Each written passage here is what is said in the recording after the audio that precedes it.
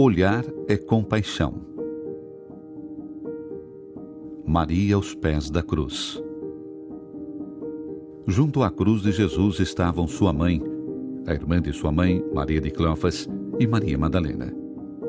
Jesus, ao ver sua mãe e perto dela o discípulo que ele amava, disse à mãe: Mulher, eis teu filho. Depois disse ao discípulo: Eis tua mãe. E desde então o discípulo a acolheu consigo.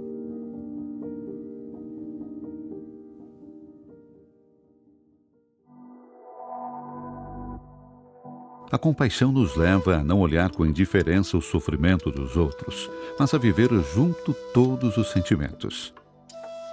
Nesse identificar-se fundem-se os olhares, de quem doa e de quem recebe, de quem olha e de quem não é olhado, de quem ama e de quem não é amado.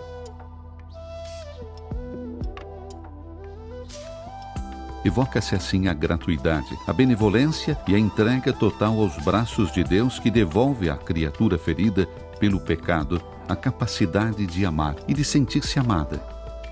A compaixão pode, assim, florescer até mesmo num ramo quebrado, prodígio do amor, milagre da caridade.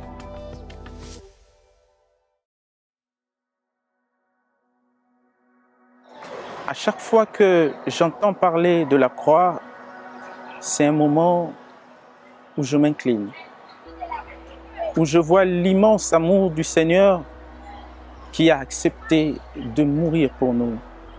Parce que la croix, c'est le chemin que l'homme mène chaque jour. Dans notre société, il nous arrive d'avoir des problèmes. Il nous arrive d'avoir des difficultés. Et ces difficultés peuvent être légion. Des difficultés financières, des difficultés au niveau du travail, le problème de santé, des difficultés dans le couple, les difficultés même de payer les frais académiques, les difficultés de se déplacer. Il y a même certaines personnes qui peuvent être nos obstacles en se comportant de manière pas chrétienne. Est-ce que nous sommes appelés à le rejeter parce qu'ils se sont mal conduits vis-à-vis de nous? Non. Que devions-nous faire en tant que chrétiens et jeunes? Nous sommes appelés, à l'image du Seigneur, de regarder la croix. Sur la croix, il a accepté de payer les dettes de milliers de personnes. Il a accepté de verser son sang pour nous sauver. Et sur la croix, il a demandé pardon. C'est l'attitude que nous sommes invités à adopter, à pardonner. À chaque fois que nous avons des problèmes de contrariété, nous ne sommes pas appelés à haïr ces personnes. Nous ne sommes pas appelés à vivre l'inimitié avec ces personnes, mais à les aimer comme le Seigneur lui-même sur la croix a aimé et a pardonné ceux qui lui ont fait du mal. J'ai une expérience de la croix en tant que puissance qui sauve, en tant que puissance qui libère, en tant que puissance qui guérit. Il y a ma jeune sœur qui, en étant malade de problèmes de neurologie, a tellement souffert que certaines personnes ne voulaient pas la sentir. Comme dans la plupart des familles, il y a des personnes, quand vous avez un cas pareil, vous le rejetez. Parce que pour vous, vous trouvez que c'est une question de spiritualité. Il y a une mainmise de l'ennemi dans la famille. Nous avons accepté, parce que c'était des situations complexes que nous n'avons jamais connues, des situations très dramatiques. Nous avons accepté et nous avons porté nos prières devant la croix du Christ. Et actuellement, notre jeune sœur est guérie totalement et complètement et elle a repris même la route de l'école.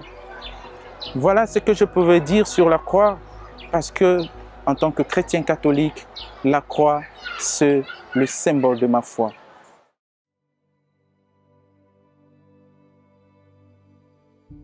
Em 30 de outubro de 1835, eu devia entrar no seminário. O modesto enxoval estava pronto e os familiares felizes, eu mais que todos. Só minha mãe estava pensativa. Seus olhos me envolviam. Queria falar-me, mas buscava o momento mais oportuno. na véspera de minha partida, chamou-me. João, você vestiu a batina. Sinto toda a consolação que uma mãe possa experimentar pelo bom êxito de um filho. Lembre-se, porém, que não é o hábito que torna você honrado, mas a virtude. Se algum dia viesse a duvidar de sua vocação, por piedade, não o desonre. Deponha-a logo. Prefiro ter como filho um simples camponês a um padre descuidado de seus deveres. Quando você nasceu, o consagrei a Nossa Senhora. Quando começou a estudar, recomendei-lhe que sempre lhe quisesse bem. Agora, lhe recomendo que seja todo dela. Goste daqueles colegas que amam a Nossa Senhora. E se chegar a ser padre, propague a sua devoção por entre todos. Minha mãe estava comovida. E eu, chorando, respondi: ó mãe, nunca me esquecerei de suas palavras. As levarei comigo como um tesouro por toda a vida.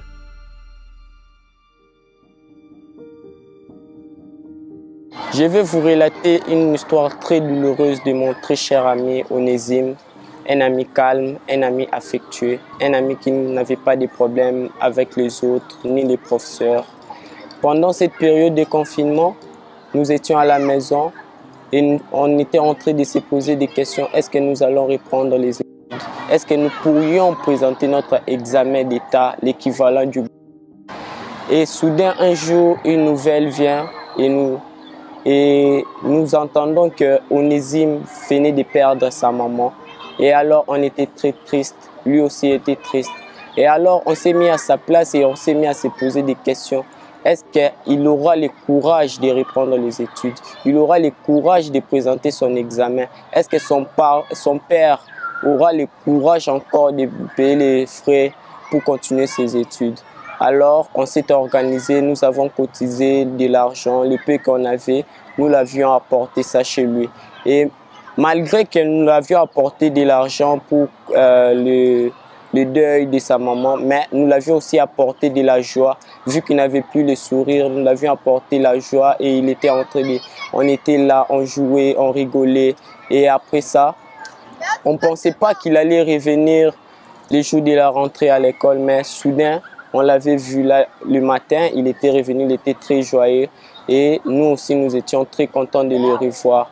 Et je voulais vous dire que même si nous avons perdu des proches, il ne faut jamais se décourager. La vie continue. Les autres sont là pour nous aider, pour nous assister. Ils sont là pour nous donner la joie, même si on perd des proches qui nous donnaient de la joie, mais eux aussi sont là pour nous donner de la joie, les sourires aux lèvres. Merci.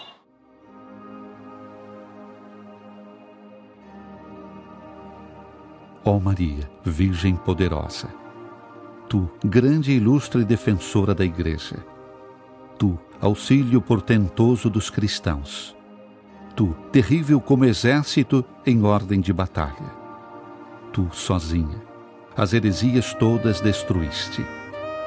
Tu, nas angústias, nas lutas e aflições, defende-nos do inimigo e na hora da morte, acolhe nossa alma no paraíso.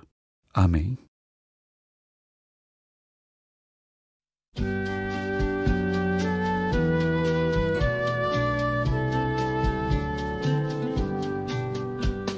Toi, Notre-Dame,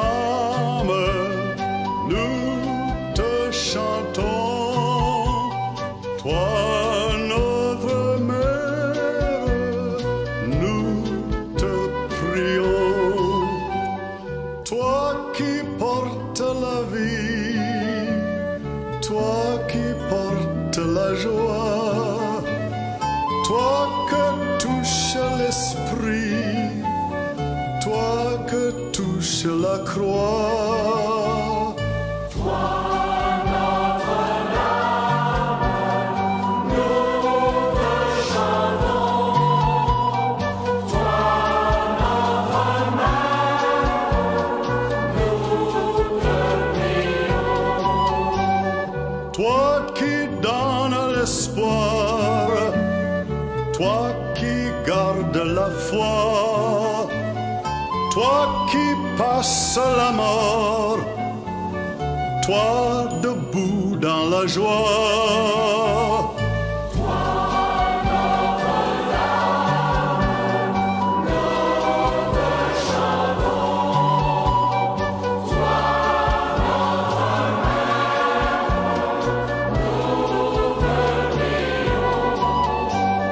Toi le cœur sur la main, toi la joie pour les yeux, toi le miel et le vin,